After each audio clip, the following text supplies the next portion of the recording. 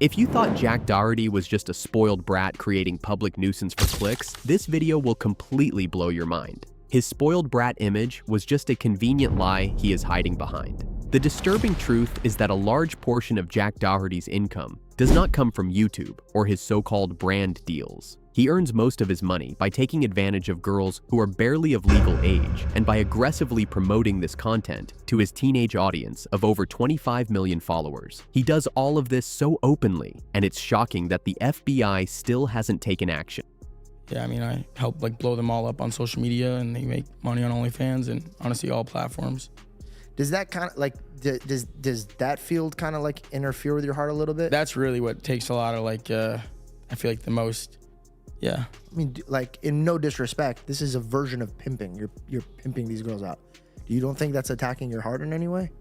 No, because at the end of the day, they all, they already want to do what they're doing, and it's just I just actually make the money doing it, because there are so many girls that actually do OnlyFans and make, $0 and stuff, and they're doing it all for what, We have found undeniable proof that he is shamelessly involved in grooming underage girls to trafficking a 16-year-old to do adult content for him. So, a lot of people have, some fault with you promoting OnlyFans to young children. What would you say to these people who say that, that's an irresponsible thing to do?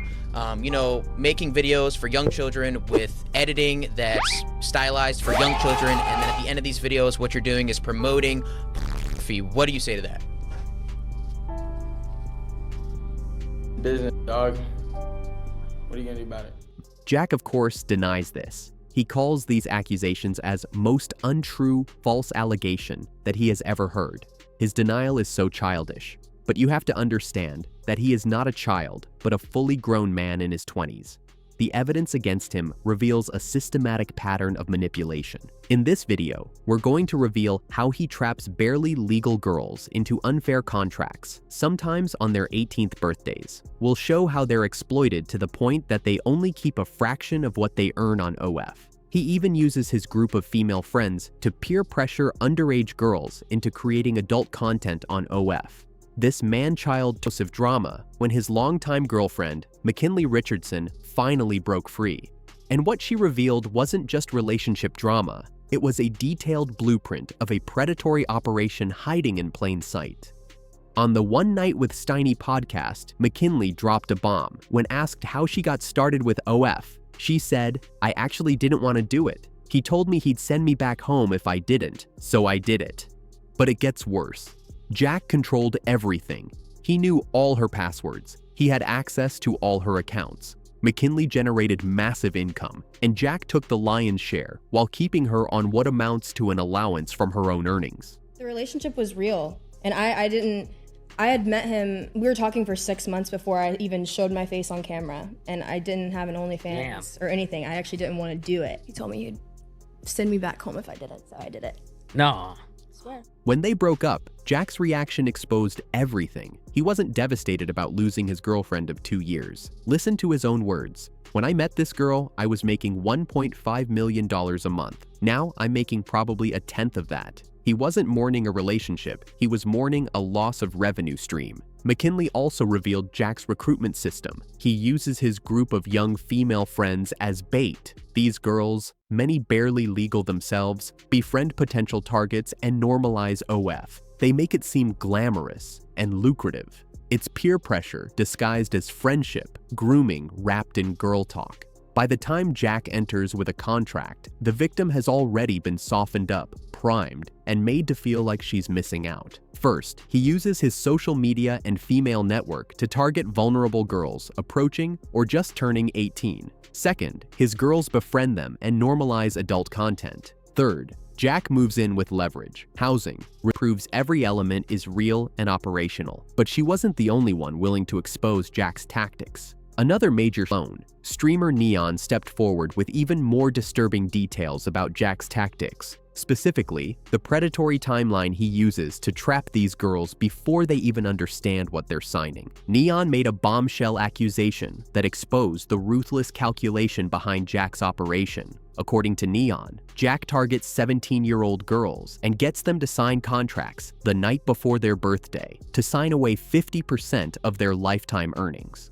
the exact moment they become legally able to sign, when they're still mentally and emotionally 17, but legally protected from backing out. The crazy thing is, Jack, you would not say that to my face, bro. You're a joke. Let me tell you exactly what Jack does. I don't care. You want to say that? Now I'm going to violate you and expose your script. Here's what you do. I'm going to tell you exactly what you do. You get 17-year-old girls the night before their birthday. You buy a $10,000 yacht every time. You get them drunk and they sign a contract, 50% of their life every single time. This isn't a coincidence. Jack doesn't wait for these girls to mature, consult lawyers, or understand the weight of lifetime contracts. He strikes at the precise moment of maximum vulnerability and minimum awareness. It's predatory timing designed to exploit a legal loophole, while these girls are too young and inexperienced to grasp what lifetime earnings actually means. Neon also confirmed what McKinley hinted at. The financial exploitation is severe. Jack takes a majority of their income and pays them a small salary, a small fraction of what they bring in. While Jack publicly boasts these girls make hundreds of thousands of dollars a month, the reality is he's the one making hundreds of thousands while they get a controlled allowance. This aggressive profit model depends entirely on continuous recruitment. He needs a constant pipeline of new girls turning 18 because the existing ones either wise up and try to leave or burn out from the exploitative terms. Neon's revelations fit perfectly with McKinley's testimony, like pieces of a horrifying puzzle.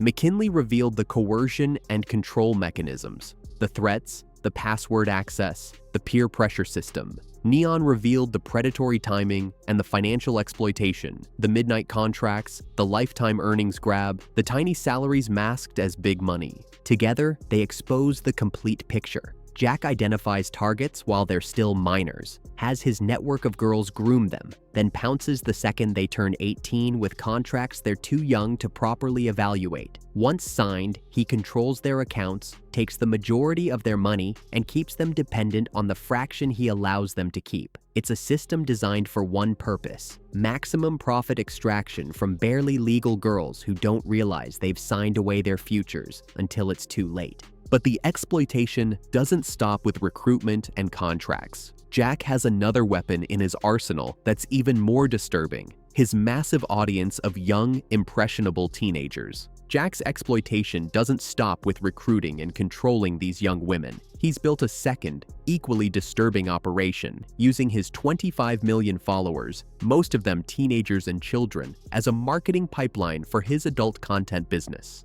According to former collaborators from Ireland Boys Productions, Jack's content is deliberately engineered to capture young audiences. The editing style features bright colors and over-enthusiastic voiceovers specifically designed for children. The skits are what anyone above the age of 20 would recognize as obviously fake and juvenile, content crafted to hook kids scrolling through YouTube or TikTok.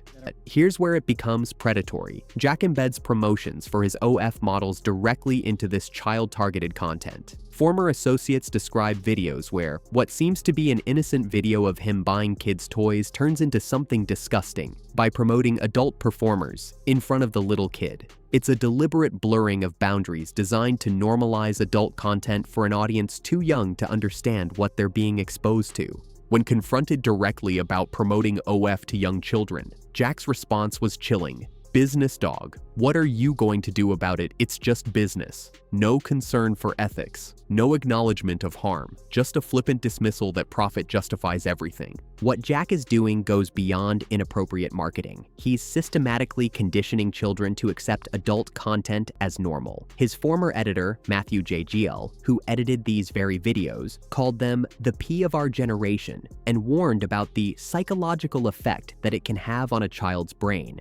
Jack is deliberately exposing millions of young viewers to adult content, normalizing it, and creating a generation that sees this exploitation as aspirational. Kids watching don't see exploitation. They see success, wealth, and fame. They want to be like Jack Doherty. This creates a self-sustaining cycle. Exploit young women for content, market those models to his young audience, get more subs to the OF accounts he manages. The people closest to Jack know the truth, and what they reveal about working inside his operation is even darker. The psychological control Jack exerts doesn't end with contracts and coercion. Staff members of his OF operation have privately confessed to former friends that they desperately want to get out of here, but they're trapped, either by binding contracts or because they've become completely dependent on his paycheck.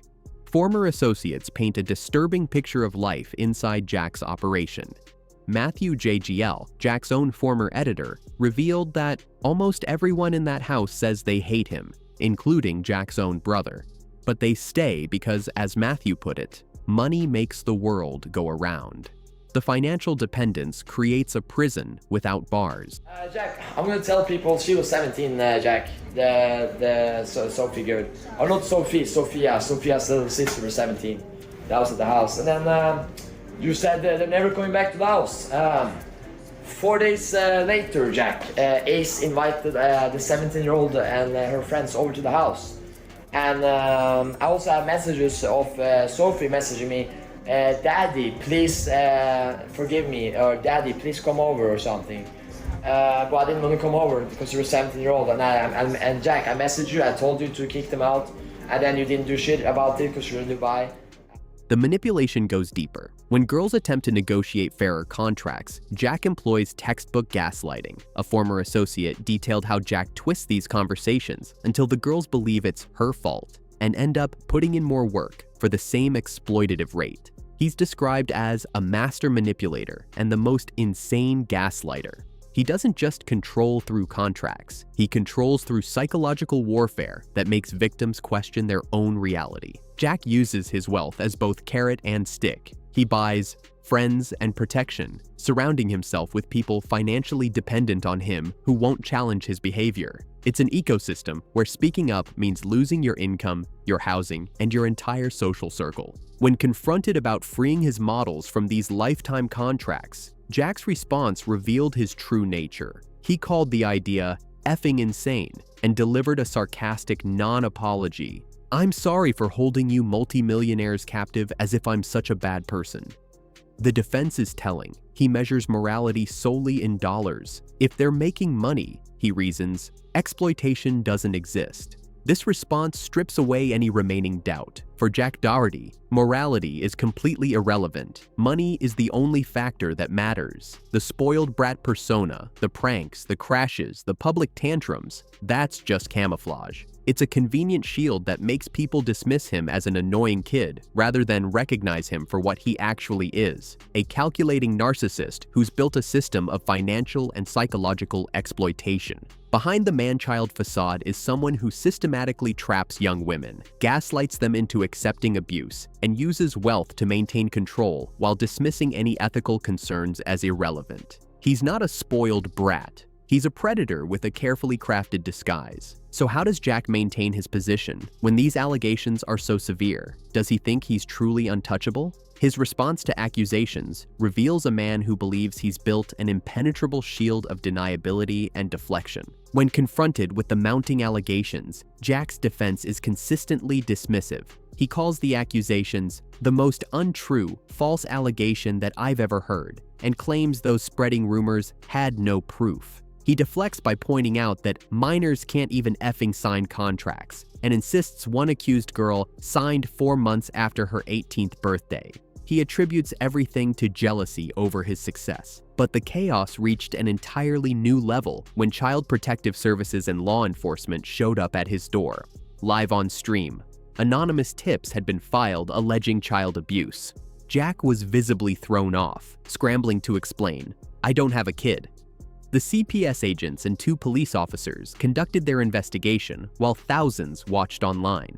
For once, Jack's carefully constructed narrative couldn't control the situation unfolding in real time. This wasn't just online drama anymore. This was government authorities investigating serious allegations at his residence. The kind of visit that happens when concerns about child welfare reach a threshold that demands official intervention. Jack immediately went into damage control, deflecting the CPS visit as a new level of harassment, a twisted version of swatting. He positioned himself as the victim of malicious trolls rather than someone whose behavior warranted investigation. But here's the reality. CPS doesn't show up based on random trolling. They respond to credible concerns about child welfare. What Jack doesn't mention is that regulatory bodies worldwide are increasingly scrutinizing exactly the kind of content pipeline he's built. The UK's Online Safety Act specifically mandates that platforms implement systems to protect children from adult content and content encouraging harm. It designates adult content as primary priority content that services have a legal duty to prevent children from accessing. Jack's entire business model, funneling child-targeted content toward adult material, violates the fundamental principles of child protection regulations being implemented globally. He operates in a gray zone that's rapidly closing. His dismissals and deflections can't change the fact calculated synchronization. Jack has 25 million followers across his platforms, predominantly teenagers. How the machine works. Jack creates outrageous content, crashing McLarens, getting kicked off Dr. Phil, fighting at events, causing public disturbances. This generates massive publicity and drives traffic to his channels. When millions of young viewers tune in expecting chaotic entertainment, Jack seamlessly weaves in promotions for his OF models. They appear in his videos, his thumbnails, his social media posts. It's constant, calculated exposure. The Federal Trade Commission requires influencers to disclose material connections to promoted brands. But Jack buries these promotions inside content designed for children.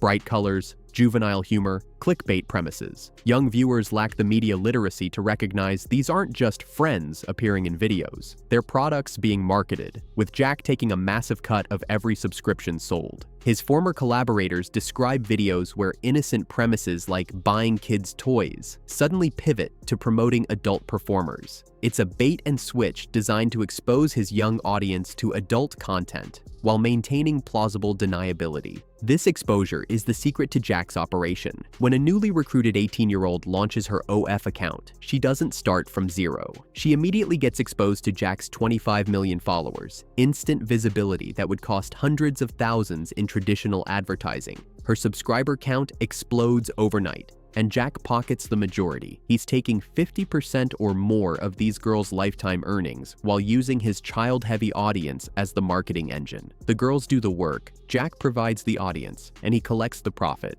forever. This is how Jack makes most of his money, not from YouTube ad revenue, not from brand deals, from using his young audience as a conversion funnel for adult content subscriptions, then taking the majority cut from every girl in his stable. It's a self-sustaining exploitation machine. Recruit barely legal girls, promote them to teenagers, collect lifetime earnings, repeat. But this machine is breaking down, and Jack's desperation is leading him into increasingly dangerous territory. His audience is shrinking, his income is plummeting, and his desperation is pushing him into increasingly reckless territory that will inevitably lead to his downfall. Jack's business model requires constant growth on two fronts. First, he needs to continuously recruit new OF models because existing ones eventually escape or burn out. Second, he needs to maintain and grow his audience because without that 25 million follower marketing engine, his models don't get the exposure that makes them profitable. But both pipelines are collapsing. He's been permanently banned from Kick, cutting off a major platform. His McLaren crash, cryptocurrency scams, and public fights have turned him into a pariah even among fellow influencers. Aiden Ross got him banned from a Miami nightclub. FaZe Clan members openly mock him. His viewer counts are dropping despite alleged view botting. As the money dries up, Jack's desperation intensifies. He's faking robberies for attention. He's bullying disabled people on stream for content. He's pulling increasingly outrageous stunts, dirt bike crashes, physical altercations, staged drama. Each stunt is more dangerous and legally questionable than the last because he's chasing the dopamine hit of viral attention that once came easily. The allegations are piling up faster than he can deflect them. A Reddit post claims, "I told Jack Doherty I was 16 years old and he pressured me to do OF with a fake ID. That's not just exploitation. That's a federal crime." Child Protective Services has already shown up once. McKinley has detailed coercion. Neon has accused him of predatory contracts. Former collaborators have exposed his manipulation tactics. Jack Doherty has reached the point of no return. His desperation is making him sloppy, his legal exposure is mounting, and the public documentation of his alleged crimes is overwhelming. He's not untouchable, he's running out of time. It's only a matter of time before someone with direct evidence speaks to law enforcement instead of podcasts. Only a matter of time before the FBI or state authorities start asking serious questions about trafficking allegations, about pressuring minors, about contracts signed under coercion. When that happens, no amount of deflection will save him. Jack's not headed for cancellation, he's headed for a courtroom, and when he finally faces real consequences, not platform bans or public backlash, but criminal charges, his spoiled brat persona won't protect him anymore. The truth is, he built an empire on exploiting barely legal girls and marketing adult content to children, and that empire is about to collapse on top of him.